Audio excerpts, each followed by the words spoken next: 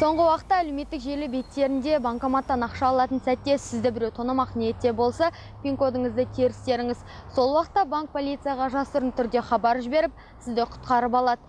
Осындай жазбалар интернетте кеңінен талқыланып жатыр. Бұны жүздеген адам бөлісіп, мыңдаған адамдар лайк басып жатыр. Бұл қаншалықты рас? Бірге тексеріп көрейік. Бұл ақпараттың терістігіне тағы бірнеше дәлел ұсынып көрейік.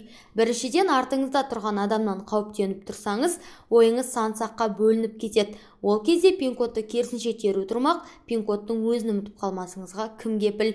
Екіншіден, аталған функция рас болған күннің өзінде полиция келіп болғанша ұры ізін суытып үлгереді. Әдетте полиция ең жылдам дегенде 15 минутта келеді. Міне, көргендеріңізде пин-кодты кері терген уақытта пин-код қате деген ғана жазу шықты.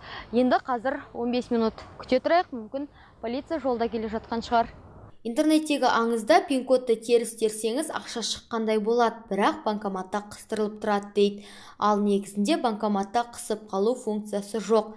Аталған аңыздың таралуына себепкер болған Джозеф Зингер атты америкалық өнертапқыш 1998 жылы пин-кодты кері теру идеясын патенттеген деседі. Алайда бірде-бір банк оның идеясын қолданбаған. Ұсыныс тек әлеуметтік желілерде аңыз күйінде жүр.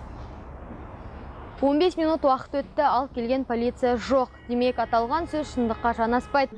Сол себепті аталған жағдайда тап болған уақытта қашу, айғайлау сынды дәстүрлі әдістерді қолданған дұрыс. Сондай-ақ адам көп жүретін жарық, сауда орындарының іші сияқты қолайлы жерде орналасқан банкоматтарды таңдаған дұрыс.